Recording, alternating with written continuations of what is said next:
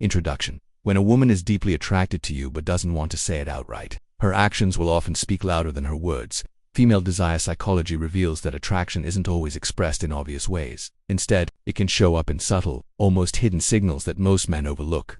These cues can be a mix of body language, changes in tone, playful behavior, and even small inconsistencies in how she usually acts. If you can spot these patterns, you'll be able to tell when a woman's interest goes beyond casual conversation and into genuine desire. In this video, we'll break down the hidden behaviors and subconscious signs that reveal when she secretly wants you, so you'll never miss your chance to connect on a deeper level. 1. Prolonged eye contact. Prolonged eye contact is one of the most powerful yet often misunderstood forms of nonverbal communication. When done with intention and confidence, it can establish connection, convey interest, and communicate authenticity without a single word being spoken. In social and romantic contexts, holding someone's gaze for a few seconds longer than usual can signal attraction, trustworthiness, and emotional openness. In professional or leadership settings, steady eye contact demonstrates confidence, authority, and attentiveness, helping you earn respect and influence. However, prolonged eye contact is not about staring blankly or aggressively. It's about being fully present with the other person. The key is balance. Too short and you may appear nervous or disinterested. Too long without warmth, and you risk coming across as intimidating or confrontational. The right approach blends a calm, relaxed facial expression with a slight smile or soft demeanor, creating a sense of safety and rapport. Prolonged eye contact also has a psychological effect on both parties. It can trigger the brain's bonding mechanisms, increase mutual understanding, and even synchronize emotions on a subconscious level. For many, maintaining it requires overcoming self-consciousness and fear of vulnerability, as looking deeply into someone's eyes feels intimate and exposes your own emotional state. Practicing in everyday interactions, whether greeting strangers, engaging in conversation, or listening intently, can gradually build your comfort and skill. The goal is not to dominate but to connect, allowing your eyes to show genuine curiosity, empathy, and confidence. Mastering prolonged eye contact can transform how others perceive you, making you more memorable, persuasive, and trustworthy, while also deepening your ability to connect with people on a meaningful, human level. Over time, it becomes not just a technique, but a natural extension of self-assured and authentic communication. 2. Playful physical touch. Playful physical touch is a subtle yet powerful way to build emotional connection, express warmth, and create a sense of intimacy without crossing boundaries. It's not about heavy flirting or intense contact. It's about light, spontaneous, and respectful gestures that communicate comfort, trust, and affection. A gentle nudge on the arm during laughter, a quick high five after a shared joke, or a playful tap on the shoulder can instantly break the ice and reduce social tension. These moments signal that you feel at ease with the other person and invite them to feel the same with you. Psychology shows that light, appropriate touch can release oxytocin, the bonding hormone which helps build rapport and deepen trust. The key lies in timing, context, and reading the other person's comfort level. Playful touch should always be natural, never forced, and should match the energy of the interaction. In friendships or dating, it can show interest without verbalizing it directly, creating a spark of curiosity. In long-term relationships, it can keep the connection fresh and playful, reminding both people of the fun and affection they share. Even in professional or social contexts, light and respectful gestures like a congratulatory pat on the back can boost morale and show support. However, awareness is crucial. Everyone has different boundaries, and misreading cues can backfire. By being observant of the other person's reactions, you ensure that your touch is welcome and appreciated. When done right, playful physical touch is not just about physical contact. It's about conveying emotions through a small, human gesture that words sometimes can't fully capture. It transforms ordinary moments into shared, memorable experiences, and over time, it can become a silent language of trust, affection, and connection. 3. Mirroring your movements. Mirroring your movements is a subtle yet powerful psychological technique that can create an instant sense of connection and trust between people. At its core, mirroring is the act of subtly copying another person's body language, posture, gestures, tone, or pace of speech. This behavior often happens naturally when two individuals are deeply engaged and in sync. Think of friends leaning in at the same time or matching each other's facial expressions during a conversation. When done intentionally and with finesse, mirroring can be a valuable tool in communication, persuasion, and relationship building. It works because human beings are wired for empathy through something called mirror neurons, which activate when we observe someone performing an action, almost as if we're doing it ourselves. This neurological connection fosters rapport and makes the other person feel understood on a subconscious level. However, effective mirroring is about subtlety, not mimicry. Overly exaggerated or instant copying can feel unnatural or manipulative, breaking the sense of authenticity. Instead, the key is to match the other person's energy, rhythm, and nonverbal cues in a way that feels organic, slightly delayed, and adapted to your own style. For example, if someone leans forward to emphasize a point, you might lean forward a moment later, showing shared engagement. In professional settings, mirroring can ease tense negotiations, encourage cooperation, and enhance influence. In personal relationships, it can create deeper emotional bonds and mutual comfort.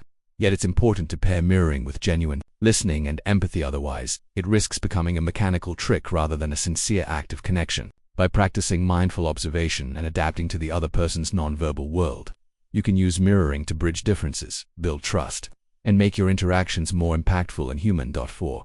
Increased laughter and frequent smiling are far more than simple expressions of joy. They are powerful tools for improving mental, emotional, and even physical well-being. When you increase your laughter and smile frequency, you send positive signals to your brain, triggering the release of endorphins, dopamine, and serotonin, which help elevate mood and reduce stress.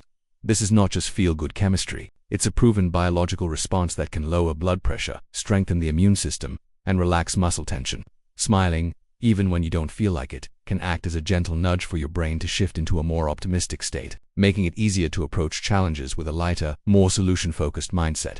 Beyond personal benefits, laughter and smiling create an inviting social atmosphere. People are naturally drawn to those who radiate warmth, and a genuine smile can serve as an unspoken invitation for connection, trust, and collaboration in workplaces, communities, and families. An increase in shared laughter often signals stronger bonds and healthier communication patterns. Over time, this habit can reshape your personal narrative rather than dwelling on frustrations or setbacks.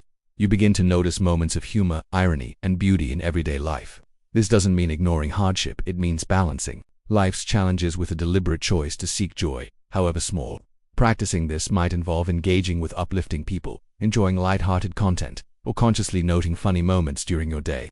The more you do it, the easier it becomes, as your brain's neural pathways adapt to favor positivity. In a world often dominated by tension and seriousness, cultivating laughter and frequent smiles is a quiet act of resilience, a way of telling yourself and others that despite life's complexity, there is always space for joy, kindness, and light-hearted human connection. 5. Finding reasons to be near you. When someone is genuinely drawn to you, they'll often look for reasons, sometimes subtle, sometimes obvious, to be in your presence. This isn't always about romantic attraction. It can happen in friendships, professional relationships, or family connections. The psychology behind finding reasons to be near you is rooted in human nature's desire for connection, comfort, and emotional resonance. People gravitate toward those who make them feel understood, valued, and uplifted. When you embody qualities that create emotional safety and inspiration, others will naturally seek opportunities to share space with you. These reasons might not be explicitly stated. They could appear as casual invitations, spontaneous drop-ins, offers to help, or coincidental appearances in places you frequent. Sometimes, these actions are deliberate. Other times, they stem from an unconscious pull toward your energy. It's important to understand that this phenomenon is not just about physical proximity but emotional presence. People want to be near you when your presence adds something positive to their inner state. Perhaps you inspire them, challenge them to think differently, or simply make them feel calmer. If you're the type of person who listens without judgment, shares genuine encouragement, or exudes quiet confidence, you become a sort of magnet in social spaces. This is why some individuals seem to just happen to run into you, linger longer than necessary in conversations, or look for group activities you'll be part of. In reality, they're intentionally cultivating these overlaps because they feel enriched by the connection. However, there's also a lesson here about balance and awareness. Not every reason someone finds to be near you is healthy or mutually beneficial. In some cases, people might be drawn to you because they seek validation, want to gain something from your influence, or are simply avoiding dealing with their own issues. This is why discernment is key. You should be able to tell the difference between genuine appreciation for your presence and a dependency that drains your energy. Healthy proximity enriches both people. Unhealthy proximity leaves one person feeling depleted. If you want to encourage the right kind of closeness, it's wise to cultivate traits that attract for the right reasons: authenticity, empathy, reliability, and respect for boundaries. When people sense that you respect yourself and your time, they're more likely to engage with you in ways that are meaningful rather than exploitative. Furthermore, your ability to maintain a grounded sense of self prevents your relationships from becoming lopsided. The deeper takeaway is this: when others find reasons to be near you, it's a reflection of the impact your character and energy have on their lives. You become a source of emotional warmth, intellectual stimulation, or even quiet inspiration. Cherish this influence, but also protect it. By being intentional about who you allow into your space and why, you ensure that the connections you nurture are mutually uplifting. In this way, The reasons people find to be near you become part of a shared journey of growth rather than a one-sided need. 6. Subtle teasing or flirtation. Subtle teasing or flirtation is an art form, a gentle dance of words, expressions, and playful, the energy that sparks attraction without crossing boundaries. At its core, subtle teasing is not about mocking or belittling someone. Rather, it's about creating a sense of intrigue, lighthearted tension, and emotional connection. When done right, it leaves the other person smiling, curious, and wanting more. The key is balance. The teasing should be light enough to remain fun, but meaningful enough to convey genuine interest. For example, playfully challenging someone's opinion or making a witty remark about a harmless quirk can signal confidence and attentiveness. The purpose is to stand out by showing that you're not afraid to engage with them in a slightly unconventional way. However, subtle teasing should always be rooted in respect and attunement to the other person's reactions. If they seem uncomfortable or disinterested, it's important to back off and switch to more neutral conversation. Flirtation works best when it feels like a shared secret, a moment that both people understand but outsiders might miss. This could be a smirk after a clever comment, maintaining eye contact just a beat longer, or playfully withholding a compliment before finally delivering it. Body language plays a huge role, too. Leaning in slightly, mirroring their gestures, or using a playful eyebrow raise can amplify the teasing energy without saying a word. The magic lies in the unspoken question. Do they mean more than they're saying? That ambiguity fuels attraction and makes interactions memorable. Subtle flirtation also builds emotional momentum. It encourages anticipation instead of instant gratification, allowing attraction to grow naturally over time. It shows confidence because it communicates that you're not desperate for validation, but you are interested enough to invest in the connection. The most skilled teasers know how to combine charm, humor, and timing to keep conversations light yet meaningful, ensuring that each interaction feels unique. They never make it one-sided. Effective teasing feels like a friendly rally in tennis, where both parties contribute and enjoy the exchange. This mutual playfulness not only creates chemistry but also builds comfort, which is essential for any deeper relationship to form. Subtle teasing is also a test of compatibility. If the other person engages back with equal wit and energy, it's a strong sign of mutual attraction. In a world where many interactions feel scripted or transactional, this playful unpredictability stands out. But the line between charming and irritating is thin, so the teasing must be proportionate to the rapport you share. If you barely know someone, start light and see if they respond positively before pushing further. Ultimately, subtle teasing and flirtation are about making the other person feel seen, special, and emotionally stimulated while maintaining a sense of mystery. Done with skill, it can turn ordinary interactions into captivating exchanges, plant the seeds of attraction, and create the kind of moments that replay in someone's mind long after the conversation ends. It's not about having the perfect line, it's about creating the perfect feeling. 7. Playful jealousy. Playful jealousy, when understood and practiced with care, can be a subtle yet powerful tool in human relationships, particularly in the realm of attraction and romantic connection. Unlike toxic jealousy, which stems from insecurity, possessiveness, and a desire to control, playful jealousy operates from a place of confidence, trust, and lighthearted teasing. It's not about creating fear of loss or manipulating emotions, but about injecting a spark of excitement, mystery, and mild competition into the dynamic. The essence of playful jealousy lies in making the other person momentarily aware of your value without threatening their sense of security. For example, lightly joking about the attention you get from others, or subtly highlighting your desirability, can make your partner more aware of your attractiveness and remind them not to take you for granted. This works because humans are wired to place higher value on things that are in demand. When someone sees that others might find you appealing, their own attraction can be heightened. However, the playful aspect is crucial. Your tone, body language, and intent must communicate warmth, humor, and reassurance. If it crosses into criticism, intentional provocation, or making the other person feel genuinely threatened, can damage trust and breed resentment. In healthy relationships, playful jealousy should always be followed by moments of affection, validation, and reinforcement of the bond, so the other person feels secure even while they experience a spark of competitive desire. It's also important to use it sparingly. If overdone, it loses its effect and can become irritating or even harmful. Think of playful jealousy like seasoning in cooking.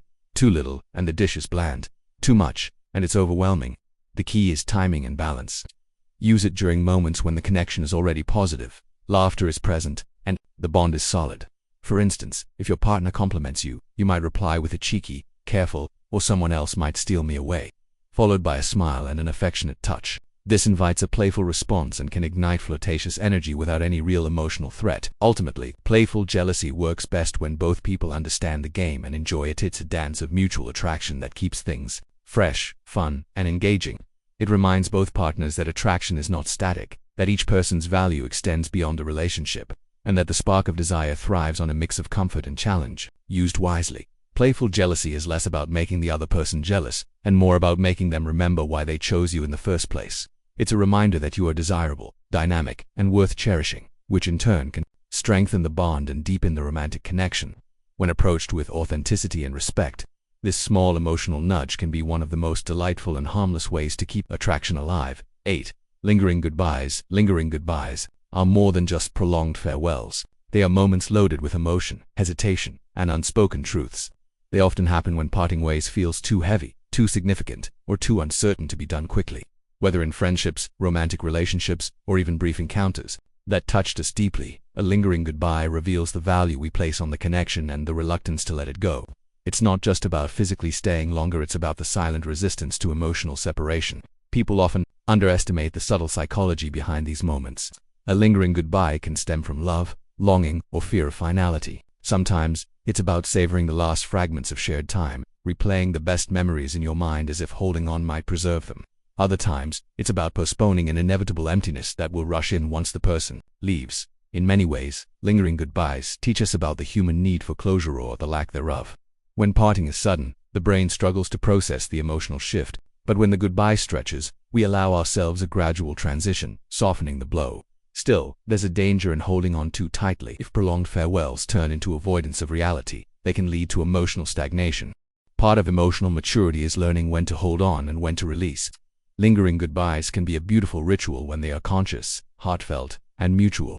They give space to express gratitude, share last words, and imprint a memory of presence, but they become harmful when they are used as a shield from moving forward, preventing growth and new beginnings. The key lesson is balance. Cherish the farewell, let the moment breathe, but also recognize that every ending carries the seed of a new chapter. Instead of fearing the silence that follows a goodbye, learn to see it as a canvas waiting for the next story.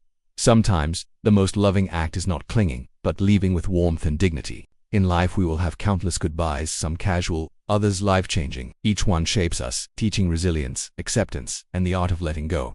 A lingering goodbye, when embraced with awareness, can be a poetic pause in the rush of life, reminding us to honor what mattered before stepping into what comes next. It's in that delicate space between holding on and letting go that we often discover the depth of our connections and the strength within ourselves to continue.